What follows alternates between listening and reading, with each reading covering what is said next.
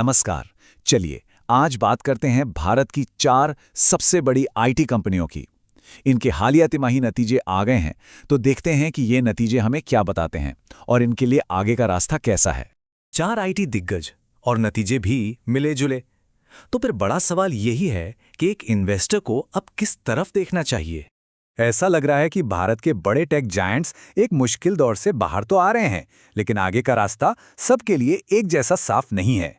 कुछ कंपनियां तेजी से आगे बढ़ रही हैं, तो कुछ अब भी अपनी राह तलाश रही हैं। और देखिए, एक्सपर्ट्स भी कुछ ऐसा ही मान रहे हैं। जैसा कि सुगंधा सचदेवा कहती हैं, भारत का बड़ा आईटी सेक्टर एक लंबी सुस्ती के बाद धीरे धीरे पटरी पर लौट रहा है। तो मैदान में हमारे 4 खिलाड़ी हैं: टीसीएस, इन्फोसिस, एचसीएल टेक्नोलॉजीज और विप्रो। इनके हालिया तिमाही नतीजे आ चुके हैं और हर किसी की कहानी बहुत अलग है। तो ये रही चारों कंपनियों की एक क्विक समरी। टीसीएस प्रॉफिट के मामले में मजबूत है, लेकिन ग्रोथ थोड़ी धीमी है। इन्फोसिस और एचसीएल टेक ने बड़ी बड़ी डील्स हासिल की हैं, लेकिन इन्फोसिस के मार्जिन पर थोड़ा दबाव है। और हाँ, विप्रो जो वापसी की कोशिश में लगा है, इसे हम टर्न अराउंड कैंडिडेट भी कह सकते हैं। इस पर आगे और बात करेंगे, ये कहानी काफी इंटरेस्टिंग है। चलिए सबसे पहले बात करते हैं टीसीएस की। इसे स्टेबल जायंट भी कहा जाता है। मतलब ये उन इन्वेस्टर्स के लिए हैं जो लंबे समय में सेफ और लगातार रिटर्न चाहते हैं। टीसीएस की सबसे बड़ी ताकत क्या है? वो है इसकी स्टेबिलिटी, मतलब स्थिरता और अपने काम को सही ढंग से पूरा करने की क्षमता। ये अपने मुनाफे को बनाए रखने और कैश जनरेट करने में बाकी कंपनियों से बेहतर है, खासकर बैंकिंग और फाइनेंशियल सेक्टर में। तो ये उन निवेशकों के लिए एक बढ़िया ऑप्शन है जो ज्यादा उतार चढ़ाव नहीं चाहते। अच्छा, अब आते हैं उन कंपनियों पर जिनका मेन फोकस ग्रोथ पर है। इन्फोसिस और एचसीएल दोनों ही आगे बढ़ रही हैं, पर दोनों के रास्ते अलग अलग हैं। एक तरफ है इन्फोसिस, जो एक ग्रोथ इंजन की तरह है। इसने शानदार बड़ी डील्स जीती हैं और इसका AI platform topaz global clients को काफी पसंद आ रहा है। लेकिन हाँ, री इन्वेस्टमेंट के कारण इनके मार्जिन पर थोड़ा दबाव है। और दूसरी तरफ है एचसीएल टेक, जो एक ऑलराउंडर की तरह उभर रहा है। इसने रिकॉर्ड डील्स जीती हैं, एआई रेवेन्यू बढ़ा है और मार्जिन भी स्थिर बनाए रखा है। इसीलिए कुछ एक्सपर्ट्स इसे लॉन्ग टर्म के लिए सबसे अच्छा दांव मान रहे हैं। और अब इस पूरे एनालिसिस की सबसे दिलचस्प कहानी, विप्रो। क्या ये स्ट्रगल करता हुआ जायंट सच में वापसी कर पाएगा? देखिए, विप्रो के लिए तीसरी तिमाही के आंकड़े कुछ खास अच्छे नहीं रहे। पिछले साल के मुकाबले इनके मुनाफे में सीधे सीधे 7% की गिरावट आई है, जो यकीनन एक चिंता की बात है। और जाहिर है, मार्केट का रिएक्शन भी कुछ ऐसा ही था। नतीजों के बाद विप्रो का शेयर नेशनल स्टॉक एक्सचेंज पर अपने 1 साल के सबसे निचले लेवल पर पहुंच गया, 188.25 रुपीस पर। तो सवाल ये उठता है कि इन खराब आंकड़ों के बावजूद कुछ एक्सपर्ट्स इसे टर्न अराउंड का एक मौका क्यों कह रहे हैं? ऐसा क्या है जो उन्हें दिख रहा है? इसका जवाब हमें मिलता है एक्सपर्ट सीमा श्रीवास्तव से। उनके मुताबिक विप्रो सबसे दिलचस्प टर्न अराउंड कैंडिडेट है। खराब नतीजों के बावजूद तीसरी तिमाही में कंपनी का मुनाफा मार्जिन तेजी से बढ़ा है। मतलब रिस्क तो है, पर अगर कंपनी चल निकली तो रिवॉर्ड भी बड़ा मिल सकता है। बस धैर्य रखना होगा। तो विप्रो की वापसी का प्लान क्या है? देखिए, ये 2 मेन चीजों पर टिका है। पहला, अपने खर्चों को कम करना, और दूसरा, अपने एआई प्लेटफॉर्म्स पर पूरा फोकस लगाना। यही प्लेटफॉर्म्स भविष्य में इसकी ग्रोथ का इंजन बन सकते हैं। तो चलिए, सारे एनालिसिस के बाद फाइनल वर्डिक्ट क्या है? कौन सी कंपनी किस तरह के इन्वेस्टर के लिए सही बैठती है? जो लोग कम रिस्क लेना चाहते हैं, उनके लिए टीसीएस एक बेहतरीन ऑप्शन है। ये स्टेबिलिटी देता है और रिटर्न भी काफी हद तक प्रेडिक्टेबल होते हैं। अब जिनका फोकस तेजी से ग्रोथ पर है, उनके लिए इन्फोसिस एक मजबूत दावेदार है। ग्रोथ की उम्मीद तो अच्छी है, लेकिन हाँ, थोड़ी बहुत वॉलेटिलिटी यानी उतार चढ़ाव के लिए तैयार रहना होगा। और अगर कोई एक बैलेंस्ड अप्रोच चाहता है, तो एचसीएल टेक्नोलॉजीज एक बहुत अच्छा ऑप्शन है। यहाँ ग्रोथ, मार्जिन और कैश फ्लो का सबसे अच्छा बैलेंस मिलता है। और आखिर में, वो लोग जो वैल्यू की तलाश में हैं, मतलब जो एक अंडर वैल्यूड चीज में पोटेंशियल देख सकते हैं, उनके लिए विप्रो है। ये एक हाई रिस्क, हाई रिवॉर्ड वाली कहानी है, जिसमें सब्र की बहुत जरूरत पड़ेगी। तो सबसे बड़ा सवाल यही है, एआई जिस तरह से पूरी टेक दुनिया को बदल रहा है, उसमें इन चारों में से किसकी स्ट्रैटेजी अगले दशक में बाजी मारेगी, ये देखना काफी दिलचस्प होगा। तो कल्पना कीजिए एक ऐसे नक्शे की जो जो जमीन के रास्तों को नहीं, बल्कि सीधे तौर पर इंसानी डर, लालच और घबराहट को मापता हो। बिल्कुल। एक ऐसा नक्शा जो ये बता सके कि कब लोगों का विश्वास टूट रहा है। हाँ, और कब वे सब कुछ छोड़कर बस भागने को तैयार हैं। और देखिए, दिलचस्प बात यह है कि ये नक्शा कोई काल्पनिक चीज नहीं है। वित्तीय बाजारों में हर रोज ऐसे नक्शे बनते हैं। सही। जब लोग किसी स्टॉक का चार्ट देखते हैं तो सतह पर उन्हें सिर्फ कुछ लाल और हरी रेखाएं दिखती हैं। मोमबत्तियां या कैंडल्स कह लें। हाँ बिल्कुल, लेकिन असल में वो एक पूरा मनोवैज्ञानिक दस्तावेज होता है जो बड़े संस्थानों और आम निवेशकों के फैसलों का पूरा कच्चा चिट्ठा खोल लेता है। इसी बात पर इस गहन चर्चा में स्वागत है। आज हमारे पास कोई लंबा चौड़ा लेख या भारी भरकम रिसर्च रिपोर्ट नहीं है। आज हमारे पास बस नुवामा यानी NUVMA ऐप का एक अकेला स्क्रीनशॉट है। सिर्फ एक तस्वीर? हाँ, बस एक तस्वीर। ये नेशनल स्टॉक एक्सचेंज यानी NSE पर विप्रो के शेयर का चार्ट है। और आज हमारा मिशन ये समझना है कि इस एक तस्वीर में छिपा हुआ जो डेटा है ना, वो हमें बाजार की कौन सी अनकही कहानी बता रहा है। बिल्कुल, मतलब कैसे प्राइस, वॉल्यूम और मोमेंटम, हाँ, ये तीनों इंडिकेटर्स मिलकर एक ऐसा नैरेटिव बनाते हैं जिसे नजरअंदाज करना भारी पड़ सकता है। और ये विश्लेषण इसलिए भी ज्यादा अहम है क्योंकि देखिए, ये कोई साधारण उतार चढ़ाव नहीं है। नहीं, बिल्कुल नहीं। ये एक स्थापित IT दिग्गज के शेयर में हो रहे एक बड़े ढांचागत बदलाव को दिखा रहा है, या यूं कहें कि एक स्ट्रक्चरल शिफ्ट। हाँ, स्ट्रक्चरल शिफ्ट की गवाही दे रहा है।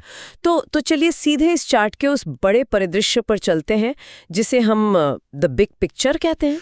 शुरुआत चार्ट के सेटअप से करते हैं। हाँ, तो सबसे पहले सेटिंग की बात करें तो ये एक वीकली चार्ट है और ये लॉग स्केल पर सेट है। ये 2024 की शुरुआत से लेकर 2026 की शुरुआत तक आ रही है। काफी लंबा समय है। और अगर हम चार्ट के दाईं ओर के एक्सिस को देखें तो वो ऊपर 309.03 से शुरू होकर नीचे 156 तक के स्तर दिखा रहा है। मतलब 2024 के मध्य में ये शेयर 300 के स्तर के पार मजबूती से खड़ा था, एकदम मजबूती से। लेकिन वहां से जो गिरावट शुरू हुई ना, वो थमने का नाम ही नहीं ले रही है। और इसी गिरावट की गहराई को समझने के लिए वो जो आपने बताया ना, लॉग स्केल, हाँ, उसका उपयोग करना बहुत जरूरी होता है। हाँ, क्योंकि अक्सर लोग जब चार्ट देखते हैं तो वे साधारण स्केल का उपयोग करते हैं। अच्छा, तो मतलब एक आम इंसान तो यही सोचेगा कि 300 का शेयर 200 पर आ गया, मतलब सीधे 100 रुपए का नुकसान। हाँ, तो इसमें ये लॉग स्केल क्या अलग दिखा देगा? देखिए, लॉग स्केल सिर्फ रुपयों का अंतर नहीं दिखाता, वो प्रतिशत बदलाव को ग्राफिक रूप से सही तरीके से मापता है। प्रतिशत बदलाव, ओके। हाँ, क्योंकि बाजार का जो मनोविज्ञान है ना, वो सिर्फ रुपयों पर नहीं, प्रतिशत पर काम करता है। उदाहरण के लिए मान लीजिए एक शेयर 100 रुपए का है, हाँ, और वो 10 रुपए गिरता है, हाँ, तो वो 10% की गिरावट है। राइट। लेकिन अगर कोई शेयर 1000 रुपए का है, हाँ, और वो 10 रुपए गिरता है, तो वो सिर्फ 1% हुआ। बिल्कुल। साधारण स्केल पर ये दोनों 10 रुपए की गिरावट चार्ट पर एक जैसी दिखेगी, जो कि पूरी तरह भ्रामक है। अच्छा, तो लॉग स्केल उस प्रतिशत के दर्द को सही से दिखाता है। एकदम सही। जब हम इतनी लंबी अवधि का, जैसे 2024 से 26 का चार्ट देख रहे हैं, हाँ, तो हमें बाजार के दर्द का सही प्रतिशत मापना होता है। और ये चार्ट स्पष्ट रूप से दिखा रहा है कि ये गिरावट प्रतिशत के लिहाज से बहुत गहरी और लगातार है। वाकई, दर्द का सही प्रतिशत मापना, ये काफी गहरी बात है। हम चार्ट के बिल्कुल दाईं तरफ मौजूद सबसे ताजा कैंडल पर नजर डालते हैं। चलिए। इस वर्तमान वीकली कैंडल के आंकड़े कुछ ऐसे हैं। इसका ओपन है 196.24, हाई है 198.29, लो है 188.25 और क्लोज है 191.32। मतलब भारी बिकवारी। हाँ, और अगर इस कीमत के सफर को मैं एक उपमा दूं तो मुझे ऐसा लग रहा है जैसे कोई व्यक्ति पहाड़ से नहीं गिर रहा। तो क्या लग रहा है? ये मुझे मार्केट ग्रेविटी या बाजार के गुरुत्वाकर्षण का एक बहुत डरावना उदाहरण लग रहा है।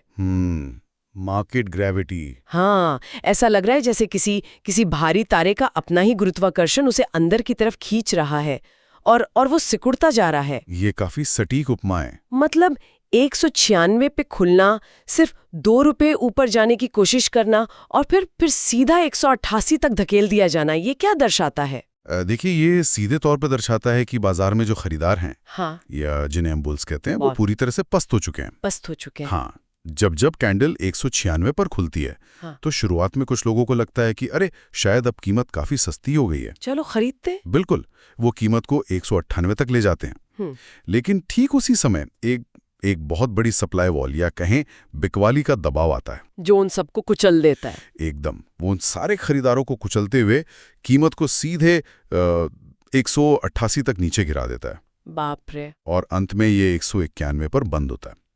एक वीकली कैंडल में ऐसा प्राइस एक्शन ये साबित करता है कि हर छोटे उछाल पर कोई बड़ा खिलाड़ी माल निकालने बैठा है। एकदम सही पकड़ा आपने, कोई ना कोई बड़ा खिलाड़ी अपना माल बेचने के लिए तैयार बैठा है। मतलब कोई भी रिकवरी टिक ही नहीं पा रही है। बिल्कुल नहीं। अब यहाँ से कहानी और भी दिलचस्प हो जाती है, क्योंकि कीमत तो बाजार के गुरुत्वाकर्षण से नीचे गिरी रही है। लेकिन क्या ये गिरावट सामान्य है या असामान्य? इसके लिए हमें चार्ट पर बनी उन बोलिंगर बैंड्स की रेखाओं को देखना होगा। हाँ, बोलिंगर बैंड्स बहुत जरूरी हैं यहाँ। चार्ट पर बाहरी तरफ 2 हरी रेखाएं हैं और बीच में एक लाल रेखा है।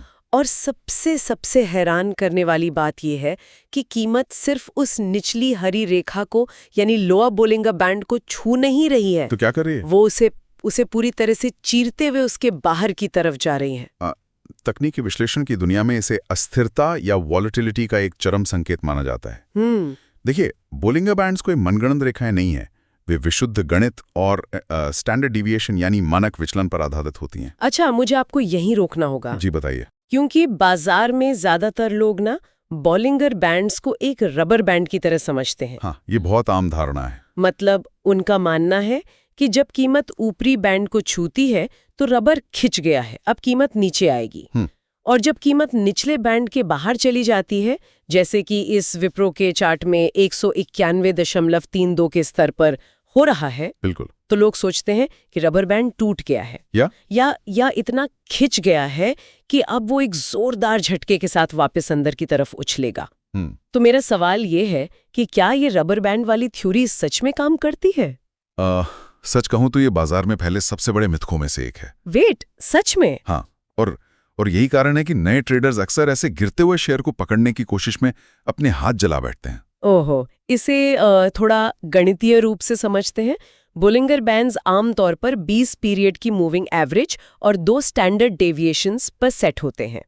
2 स्टैंडर्ड डेविएशन। हाँ, सांख्यिकी के नियम के अनुसार 2 स्टैंडर्ड डेविएशन का मतलब है कि कीमत का 95.4% एक्शन उन बैंड्स के अंदर ही रहना चाहिए। ओके, मतलब सामान्य तौर पर कीमत को बैंड के अंदर ही रहना है। सटीक। इसलिए जब कोई कैंडल, वो भी वीकली चार्ट पर, उस निचले बैंड को चीरकर उसके बाहर बंद होने लगती है, तो मतलब कुछ गड़बड़ है। बिल्कुल, आप उस 95.4% के सामान्य दायरे से बाहर आ चुके हैं। आप अब उस 4.6% वाले असामान्य या एनॉमली जोन में हैं। अच्छा, तो ये रबर बैंड का खिंचना नहीं है? नहीं, ये रबर बैंड का खिंचकर वापस आना नहीं है, ये उस पूरे बैंड के ढांचे का नीचे की तरफ खिसकना है। ओहो। जब मंदी का दबाव इतना मजबूत होता है तो कीमत उस निचले बैंड के साथ साथ ही नीचे की तरफ सरकने लगती है। इसे बैंड वॉक कहते हैं। बैंड वॉक मतलब रबर बैंड वापस अंदर नहीं आ रहा है, बल्कि कीमत उस बैंड को अपने साथ नीचे घसीट रही है। बिल्कुल। और इस स्थिति में मीन रिवर्जन यानी औसत पर वापस लौटने की उम्मीद करना बहुत खतरनाक हो सकता है। बाप रे। हाँ, ये बाजार की एक स्पष्ट घोषणा है कि पुरानी सामान्य स्थिति खत्म हो चुकी है और एक नया बेहद नकारात्मक ट्रेंड हावी हो चुका है। ये तो वाकई आंखें खोलने वाला है। तो कीमत बैंड के बाहर चल रही है और अस्थिरता चरम पर है, लेकिन अगर कीमत लोअर बैंड के साथ नीचे जा रही है तो हमें ये कैसे पता चलेगा कि बेचने वालों की ताकत कब खत्म होगी? बहुत अच्छा सवाल है। क्या इस मार्केट ग्रेविटी में अभी भी दम है? ये जानने के लिए मुझे लगता है हमें चार्ट के मोमेंटम और वॉल्यूम की तरफ देखना होगा। आप बिल्कुल सही दिशा में जा रही हैं। देखिए, प्राइस एक्शन और बैंड्स हमें बताते हैं कि क्या हो रहा है। हाँ। और कितनी अस्थिरता के साथ हो रहा है। लेकिन उस चाल के पीछे की जो असली ताकत है ना, उसे मापने के लिए हाँ, उसे मापने के लिए हमें चार्ट के निचले हिस्से में मौजूद RSI और वॉल्यूम को डिकोड करना ही होगा। तो पहले RSI या रिलेटिव स्ट्रेंथ इंडेक्स की बात करते हैं। चलिए। चार्ट पर RSI 14 का इंडिकेटर है और जो इंडिकेटर कुछ समय पहले 56 पर था वो अब सीधे गोता लगाते हुए 26 की लाइन के पास आ गया है। बिल्कुल। और इसका मुंह पूरी तरह से नीचे की तरफ है, कोई रिकवरी का संकेत नहीं है, एकदम नीचे। अब देखिए कई किताबों और ट्यूटोरियल्स में ये रटाया जाता है कि जब RSI 30 के नीचे जाता है तो शेयर ओवरसोल्ड हो गया है। हाँ, बहुत लोग ये मानते हैं। मतलब वो बहुत ज्यादा बिक चुका है और अब उसे ऊपर जाना ही चाहिए। तो क्या इस 26 के RSI को देखकर हमें ये मान लेना चाहिए कि ये एक खरीद का मौका है? देखिए, ये एक और बड़ा धोखा है जो अक्सर अधूरी जानकारी के कारण होता है। अच्छा। हाँ, RSI कोई जादू की छड़ी नहीं है जो ये बता दे कि क्या सस्ता है या महंगा है। तो फिर ये क्या है? RSI बस एक गणितीय फॉर्मूला है जो पिछले 14 हफ्तों के औसत मुनाफे की तुलना औसत नुकसान से करता है। ओके। तो जब RSI 26 पर होता है तो इसका सीधा सा मतलब ये है कि पिछले 14 हफ्तों में जो गिरावट वाले हफ्ते रहे हैं ना, हाँ, उनकी तीव्रता और आकार बढ़त वाले हफ्तों की तुलना में कई गुना ज्यादा भारी है। मतलब नीचे जाने की जो रफ्तार है वो ऊपर जाने की रफ्तार को पूरी तरह से कुचल रही है। हाँ, बिल्कुल। और एक मजबूत बेयर मार्केट या डाउन ट्रेंड में जब कोई शेयर बैंड वॉक कर रहा हो, जो हमने अभी डिस्कस किया, हाँ, तो RSI हफ्तों या महीनों तक 30 के नीचे रह सकता है, यानी ओवरसोल्ड जोन में रह सकता है। बाप रे, महीनों तक? बिल्कुल। वास्तव में एक मजबूत डाउन ट्रेंड में RSI का 26 पर जाना मंदी का मोमेंटम की ताकत को दिखाता है, उसकी कमजोरी को नहीं। मतलब ये कोई खरीदने का सिग्नल नहीं है? नहीं, ये तो बस ये बताता है कि बेचने वाले इस कदर आक्रामक हैं कि वे किसी भी तरह के बाउंस का इंतजार ही नहीं कर रहे हैं। ये तो वाकई बहुत ही डरावना परिदृश्य है। और इस आक्रामकता की पुष्टि चार्ट का सबसे निचला हिस्सा कर रहा है। आप वॉल्यूम पैनल की बात कर रही हैं? हाँ, वॉल्यूम पैनल। जब मैं 2024 के मध्य का हिस्सा देखती हूँ तो वॉल्यूम के बार्स काफी सामान्य थे, नॉर्मल ट्रेडिंग।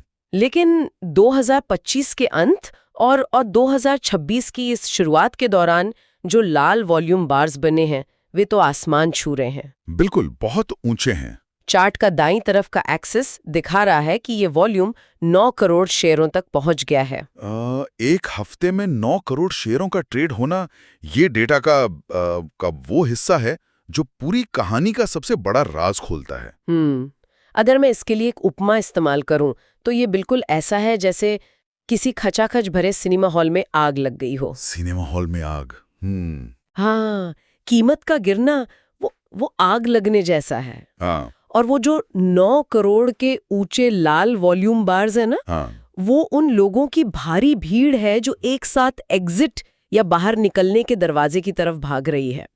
हर कोई अपनी सीट छोड़कर बस बाहर आना चाहता है, चाहे उसे जो भी कीमत मिले। देखिए, ये सिनेमा हॉल वाली उपमा बाजार के उस पैनिक को, उस घबराहट को बहुत सटीक तरीके से समझाती है। लेकिन इस उपमा में हमें एक और परत जोड़नी होगी। वो क्या? सिनेमा हॉल में सिर्फ आम दर्शक नहीं भाग रहे हैं। अच्छा। जब हम एक हफ्ते में 9 करोड़ शेयरों की बिकवाली देखते हैं, और वो भी तब जब शेयर की कीमत 190 से 200 रुपए के आसपास हो, तो इसका मतलब है कि लगभग 1800 करोड़ रुपए का माल बाजार में फेंका गया है। 1800 करोड़ रुपए? वेट, ये तो कोई साधारण रिटेल निवेशक या छोटे ट्रेडर्स का काम नहीं हो सकता। बिल्कुल नहीं हो सकता। छोटे निवेशकों के पास 1800 करोड़ रुपए की क्षमता नहीं होती कि वे एक हफ्ते में इतना पैनिक पैदा कर सकें। सही बात है।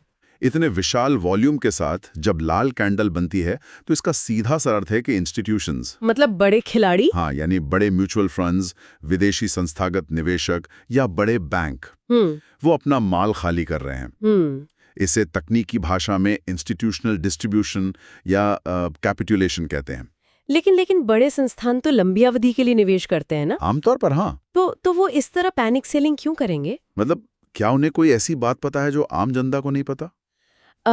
इसके कई कारण हो सकते हैं। कभी-कभी ये किसी बड़े फंड की फोर्स लिक्विडेशन हो सकती है। Forced liquidation? हाँ, जहां उन्हें मजबूरी में अपने शेयर बेचने पड़ रहे हों, या फिर ये भी हो सकता है कि विप्रो या पूरे IT सेक्टर को लेकर उनका जो फंडामेंटल थीसिस था, उनका जो मूल विश्वास था, बिल्कुल। वो पूरी तरह से टूट चुका हो। जब जब बड़े संस्थानों का नजरिया बदलता है ना, जी। तो वे थोड़ा थोड़ा करके नहीं बेचते। हम्म। वे उस एग्जिट दरवाजे से पूरी ताकत के साथ बाहर निकलते हैं। सब एक साथ। हाँ, और जब इतने बड़े हाथी दौड़ते हैं जी। तो चार्ट पर ऐसे ही 9 करोड़ के लाल वॉल्यूम बार्स बनते हैं। और शायद इसीलिए कैंडल का हाई जी, जो था 198, वो टिक नहीं पाया एकदम सही। और कीमत 188 तक धकेल दी गई, क्योंकि सप्लाई इतनी ज्यादा थी कि कोई भी खरीदारी उसे रोक ही नहीं पाई। यही बात है। देखिए, प्राइस गिर रहा है, जी, वॉलेटिलिटी बता रही है कि एक असामान्य और मजबूत मूव है, जो हमने बोलिंगर बैंड्स में देखा। हाँ। मोमेंटम यानी RSI जी, वो बता रहा है कि बिकवाली की ताकत चरम पर है, और वॉल्यूम बता रहा है कि ये सब बड़े संस्थानों द्वारा किया जा रहा है। ये चारों इंडिकेटर्स एक ही दिशा में इशारा कर रहे हैं। तो अगर हम इस पूरी चर्चा को एक साथ पिरोएं तो ये नुआमा ऐप का विप्रो चार्ट हमें बाजार की एक एक बेहद स्पष्ट और निर्मम कहानी सुनाता है। बिल्कुल। 2024 में 300 से ऊपर रहने वाला शेयर जब वीकली लॉग स्केल पर गिरना शुरू होता है तो वो सिर्फ फिसलता नहीं है, नहीं, वो बाजार के गुरुत्वाकर्षण का शिकार होता है। हमने देखा कि कैसे कैसे ये गिरावट कोई साधारण करेक्शन नहीं है, क्योंकि इसने बॉलिंजर बैंड्स के 95% वाले सुरक्षित घेरे को तोड़ दिया है और 191.32 के स्तर पर बैंड वॉक कर रहा है। हाँ, बैंड वॉक शुरू कर दिया है। हमने ये भी समझा कि RSI का 26 पर होना ओवरसोल्ड होने का बुलावा नहीं है, बिल्कुल नहीं, बल्कि ये मंदी के मोमेंटम की खौफनाक ताकत का सबूत है। एकदम सही। और सबसे बढ़कर वो जो 9 करोड़ शेयरों का विशाल वॉल्यूम है ना, वो इस बात पर मुहर लगाता है कि बड़े खिलाड़ी उस सिनेमा हॉल से बाहर भाग रहे हैं। और देखिए, बाजार के डेटा को इस तरह से एक साथ मिलाकर पढ़ना ही असली चार्ट डिकोडिंग है। एक अकेला इंडिकेटर आपको धोखा दे सकता है, लेकिन जब प्राइस, बैंड्स, मोमेंटम और वॉल्यूम चारों एक ही कहानी सुना रहे हों तो बात कुछ और होती है। हाँ, तो बाजार के उस संदेश को बहुत गंभीरता से लेना चाहिए। ये डेटा हमें उस शोर और अफवाहों से बचाता है जो बाजार में रोजाना फैलती हैं। एकदम सच कहा आपने। मुझे उम्मीद है कि जो लोग हमें सुन रहे हैं, इस विश्लेषण के बाद जब भी वे चार्ट्स देखेंगे तो नजरिया अलग होगा। हाँ, वे अब केवल लाल और हरी रेखाएं नहीं देखेंगे, वे उन रेखाओं के पीछे की ताकत, मनोविज्ञान और संस्थानों की चालों को समझ पाएंगे। बिल्कुल समझ पाएंगे। लेकिन इस डीप डाइव को खत्म करने से पहले एक बहुत ही अहम और विपरीत विचार पर गौर करना जरूरी है। विपरीत विचार मतलब कॉन्ट्रेरियन थॉट? हाँ, जिस पर मुझे लगता है शायद हर गंभीर विश्लेषक को सोचना चाहिए। वो क्या है? देखिए, हमने अभी गहराई से विश्लेषण किया कि हर इंडिकेटर अत्यधिक घबराहट और पैनिक सेलिंग दिखा रहा है। 9 करोड़ शेयर बेचे गए, 1800 करोड़ रुपए का माल खाली किया गया, बड़े संस्थान भाग रहे हैं। बिल्कुल, डेटा यही कह रहा है। लेकिन शेयर बाजार का एक सबसे बुनियादी नियम है। क्या?